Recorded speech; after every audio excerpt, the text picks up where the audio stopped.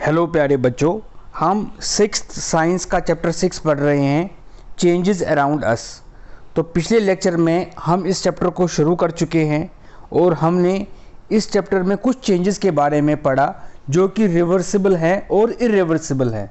मतलब हुआ ऐसी चेंजेस जो हम वापस जहाँ से वो ओरिजिनेट चेंज हुई उसको वापस कर सकते हैं, या फिर कुछ ऐसी चेंजेस जो वापस नहीं हो सकती। हमने उसके कुछ एग्जाम्पल्स के बारे में भी पढ़ा था। जैसे ये टेबल हमने पढ़ा था कि कौन कौन सी चेंजेस रिवर्सिबल हैं और कौन कौन सी नॉन रिवर्सिबल हैं। अब हम आगे पढ़ेंगे 6.2 से आज हम शुरू करेंगे। Could there be other ways to bring a change? क्या कुछ और तरीके भी हो सकते हैं चेंज लाने के? We all have seen the tools which are use to dig the soil. हमने मिट्टी खोदने वाले बहुत सारे औजार देखे हैं, जैसे फिगर 6.6 में दिखाए गए हैं। Have you ever seen how the iron blade in these tools is fixed to the wooden handle? क्या आपने कभी इस चीज़ पे ध्यान दिया है या इस चीज़ को कभी देखा है कि इसमें जो लोहे के आगे औजार लगे हुए हैं उन्हें लकड़ी के जो हैंडल दिखाए गए हैं उनके साथ कैसे जोड़ा जाता है? Normally the ring is slightly smaller in size than the wooden handle. आम तौर पे क्या होता है, ये जो यहाँ रिंग होती है, जो इसमें रिंग है, ये गोल रिंग या इसमें है, ये छोटे साइज की होती है एज कम्पेयर टू इस डंडे से। ये डंडा थोड़ा ज़्यादा मोटा होता है और ये रिंग थोड़ा संकरा होता है। ये डंडा इस रिंग में नहीं घुस सकता। To fix the handle the ring is heated and it becomes slightly larger in size. तो हैंडल को इसमें फिक्स करने के लिए, इस गोले में डालने के लिए इस गोले को थोड़ा गर्म करना पड़ता है, ठीक है। तो उसकी वजह से जब ये गर्म करते हैं उससे इसका साइज बड़ा हो जाता है और एक्सपैंड हो जाता है, ठीक है। Now the handle easily fits into the ring. इसके बाद ये हैंडल इस रिंग में आसानी से घुस जाता है, फिट हो जाता है। When the ring cools down, it contracts and fits tightly onto the handle. जब ये रिंग जो हमने अभी गर्म किया, जब ये ठंडा हो जाता है तो उसके बाद इसकी पकड़ मजबूत हो जाती है, क्योंकि ठंडा होने के बाद ये श्रिंक हो जाता है, कंट्रैक्ट हो जाता है। कंट्रैक्ट होने से ये डंडे को अच्छी तरह से पकड़ लेता है और ग्रिप बन जाती है, ठीक है। Such a change is also used for fixing the metal rim on a wooden wheel of a cart as shown in figure 6.7। जैसे इस फिगर में दिखाया गया है कि यही टेक्निक गरम करके फिट करने की टेक्निक, पहले इस लोहे को गरम किया जाता है, उसके बाद इसको गर्म लोहे को इस व्हील की रिम में फंसाया जाता है ताकि ये इसमें फिट आ जाए। क्योंकि गरम होने से मेटल एक्सपैंड होता है, फूल जाता है, अपना साइज बड़ा कर लेता है। लेकिन जब ये वापस ठंडा हो जाता है उसके बाद ये वापस अपने साइज में आ जाता है, लेकिन तब तक हम इसको किसी जगह पे फिट कर सकते हैं। Again the metal rim is made slightly smaller than the wooden wheel. फिर से यहाँ पर भी ये जो मेटल रिम जो मैंने अभी आपको दिखाया, इसे व्हील से साइज में थोड़ा छोटा बनाया जाता है। On heating the rim expands and fits on to the wheel. जब ये हीट करते हैं ये रिंग एक्सपैंड होता है, जैसे मैंने अभी बताया, और इस व्हील में फिट हो जाता है। Cold water is then poured over the rim which contracts and fits tightly on to the wheel. इसके बाद इस पर ठंडा पानी डाला जाता है। ठंडा पानी क्यों डाला जाता है? क्योंकि जो मेटल है वो ठंडे पानी से कंट्रैक्ट हो जाता है, वापस अपनी शेप में आ जाता है, और गर्मी से वो एक्सपैंड हो जाता है, वो खुल जाता है, ठीक है। तो इसमें कुछ और जानकारी भी दी गई है। इसमें बताया गया है मोर टू नो, और जानने के लिए। लुईस पास्चर एक फ्रेंच साइंटिस्ट, फ्रांस का scientist, studied microbes and was perhaps the first to give an idea that microbes are responsible for the decay of organic matter and for many diseases. He helped us with the knowledge of fermentation and making of vaccines. जो Lewis pasture है उसने बताया कि microbes जो है, मैंने बताया था माइक्रोब्स क्या होते हैं, वो ऑर्गेनिजम्स जो हम अपनी आँख से नहीं देख सकते, जिसे हम माइक्रोस्कोप के नीचे ही देख सकते हैं। तो ये जो साइंटिस्ट था, इसने ये आइडिया दिया कि कोई चीज़ अगर सड़ जाती है, डिके हो जाती है, तो वो किस वजह से होती है, वो होती है माइक्रोब्स की वजह से, माइक्रो ऑर्गेनिजम्स की वजह से। ठीक है। He helped us with the knowledge of fermentation, उसने हमें फर्मेंटेशन के बारे में बताया। इस चैप्टर की शुरू में मैं आपको कह चुका हूँ फर्मेंटेशन क्या होती है। एक खास किस्म के माइक्रोब्स जैसे कि यीस्ट और भी जैसे बैक्टीरिया भी हो सकते हैं कुछ, वो फर्मेंट करते हैं, कार्बोहाइड्रेट्स को ब्रेक करते हैं, तो उसे फर्मेंटेशन कहते हैं। लुईस पास्चर ने वैक्सीनेशंस बनाने में भी हेल्प की है। आपको आजकल वैक्सीन्स के बारे में तो पता ही होगा, कोविड-19 के लिए लोग वैक्सीन कर रहे हैं। तो वैक्सीन क्या करते हैं, हमें डिजीज़ से बचाते हैं, वायरल से, बैक्टीरियल डिजीज़ से बचाते हैं, हमारी इम्यूनिटी स्ट्रॉन्ग करते हैं। He is known for his outstanding contribution in fermentation and invention of vaccine. उसकी आउटस्टैंडिंग कंट्रीब्यूशन जो है, बहुत अच्छी कंट्रीब्यूशन उसने की, किसमें, फर्मेंटेशन को जानने के लिए और इन्वेंशन ऑफ वैक्सीन, और वैक्सीन्स को ईजाद करने के लिए, वैक्सीन्स का आविष्कार करने के लिए उसको जाना जाता है। ठीक है। अब हम वापस अपने टॉपिक पे आ जाते हैं। When we heat water in a pan, जब हम एक पैन में वाटर गर्म करते हैं, it begins to boil after some time, कुछ समय के बाद, कुछ वक्त के बाद वो बॉयल होने लगता है। If we continue to heat further, the quantity of water in the pan begins to decrease. अगर हम कंटिन्यू करें हीट करना बॉयल होने के बाद भी, तो वाटर की क्वांटिटी जो है वो कम हो जाएगी पतीले में। The water changes into vapour. कम क्यों होती है वो वाटर की क्वांटिटी, क्योंकि वाटर जो है वो वेपर में चेंज हो जाता है। ठीक है। In activity 7 chapter 5 you have observed that water vapour gets changed into liquid water when it is cooled. आपने 5वें चैप्टर में 7वीं एक्टिविटी में पढ़ा है, जहां आपने सेपरेशन ऑफ सब्सटेंसेस भी पढ़ा था, उसमें आपने इवापोरेशन और कंडेंसेशन के बारे में पढ़ा था। तो इवापोरेशन और कंडेंसेशन में क्या आपने पढ़ा था कि पानी जो है एक सर्टेन टेम्परेचर के बाद इवापोरेट हो जाता है, वो भाप बन जाता है, तो ठंडा होने के बाद वापस पानी बन जाता है।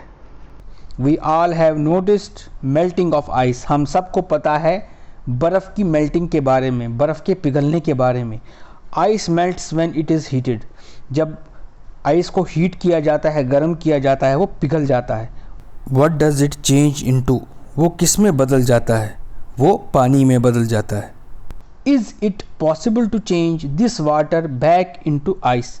क्या इस पानी को वापस बर्फ़ में बनाना पॉसिबल है, मुमकिन है? बिल्कुल है। तो हम जो हमारे पास बर्फ़ होगी उसको पानी में चेंज कर सकते हैं और पानी को वापस बर्फ़ में चेंज कर सकते हैं। Let us observe some more changes. चलिए हम कुछ और चेंजेस देख लेते हैं।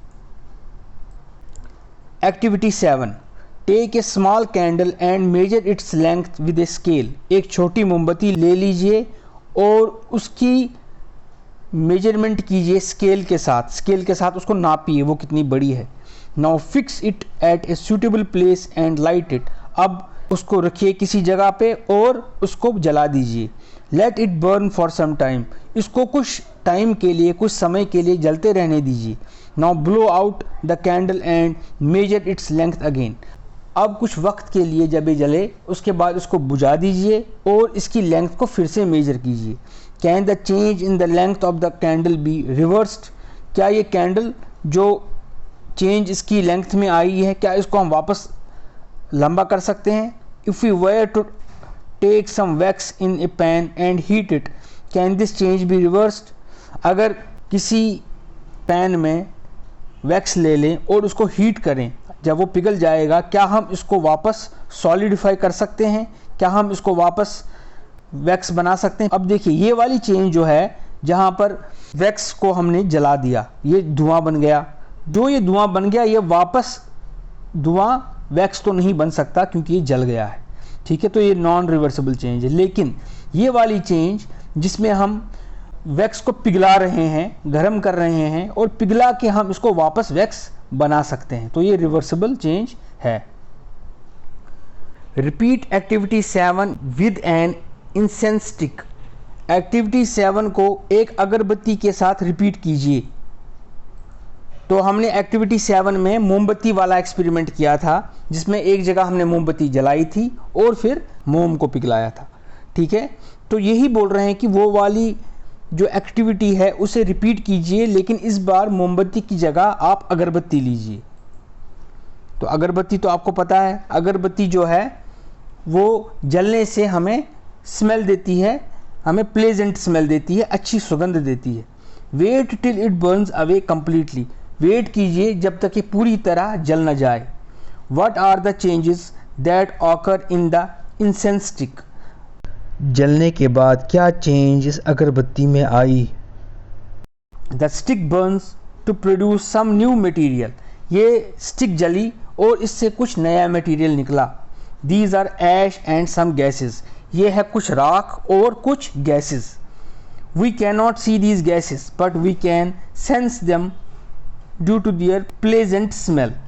तो हम तो वो गैसेस नहीं देख सकते, सिर्फ धुआं देख सकते हैं, सारी गैसेस नहीं देख सकते, मगर हम कुछ गैसेस ऐसी हैं जिसे हम सूंघ सकते हैं और हमें बड़ी सुगंध आती है। आपको पता है जो अगरबत्ती है वो जलने के बाद हमें सुगंध देती है। Can this change be reversed. क्या हम उस स्मेल को और उन गैसेस को और उस ऐश को वापस अगरबत्ती बना सकते हैं? नहीं बना सकते। And what about the change which occurred in the match stick you used for lightning the candle और इंसेंस स्टिक। और उस तीली के बारे में क्या जिससे आपने मोमबत्ती जलाई या ये अगरबत्ती जलाई, वो भी जल गई, वो भी वापस नई तीली नहीं बन सकती। इसका मतलब ये भी एक इरिवर्सिबल चेंज है। So far we have discussed the changes occurring in a given object और इट्स मटेरियल। अभी तक हमने वो चेंजेस देखी जो किसी ऑब्जेक्ट में या उसके मटेरियल में आई हैं। What about the changes that occur when two substances are mixed together. उस चेंज का क्या अगर दो अलग अलग चीज़ें एक साथ मिल जाएं, क्या तब भी वो रिवर्सिबल चेंज होगी। In chapter 4 we dissolve salt in water. Chapter 4 में हमने नमक को पानी में घोल दिया। Do you think a change occurred in salt और इन वाटर। तो चेंज किस में आई, साल्ट में या वाटर में। Is it possible to reverse this change. क्या ये पॉसिबल है कि घुला हुआ नमक हम पानी से बाहर निकालें। बिल्कुल पॉसिबल है। Wait, in chapter 5 we learned how to separate salt from its solution in water. Chapter 5 में सेपरेशन ऑफ सब्सटेंसेस जब आपने पढ़ा तो आपने देखा कि साल्ट को हम पानी से कैसे बाहर निकाल सकते हैं। So can we say that the change due to dissolving salt in water be reversed. क्या आपको लगता है कि पानी में नमक घोलना जो है उसको हम रिवर्स कर सकते हैं। If you have ever seen curd being set. क्या आपने कभी दही को जमते हुए देखा है। A small quantity of curd is added to warm milk. बहुत थोड़ा सा दही गर्म दूध में मिलाया जाता है। The milk is stirred and is set aside for a few hours at warm place. उस दूध को जिसमें दही मिलाया गया उसको अच्छी तरह से मिलाया जाता है और उसके बाद उसको थोड़ी गर्म जगह पर रखा जाता है। In a few hours the milk changes into curd. कुछ टाइम के बाद जो दूध है वो दही में तब्दील हो जाता है, चेंज हो जाता है। Can this change be reversed. क्या इस चेंज को हम रिवर्स कर सकते हैं। क्या हम दही को वापस दूध बना सकते हैं। जहाँ तक हमने ऊपर देखा कि पानी में नमक घोलना, तो पानी में नमक घोल के हम नमक वापस निकाल सकते हैं। हम इवापोरेशन से निकाल सकते हैं, हम क्रिस्टलाइजेशन से निकाल सकते हैं। यह हमने सेपरेशन ऑफ सब्सटेंसेस में पढ़ा था, इवापोरेशन तो पढ़ा था।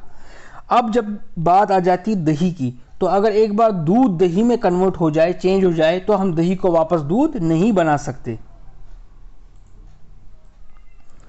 वो इसलिए नहीं बना सकते क्योंकि दूध में जो माइक्रो ऑर्गेनिजम्स हैं वो उसको तोड़ के दही बना देते हैं। ठीक है, तो वो वापस दूध नहीं बन सकता दही। ठीक है, we find that a few ways to bring about a change in a substance could be by heating it और by mixing it with some other substances.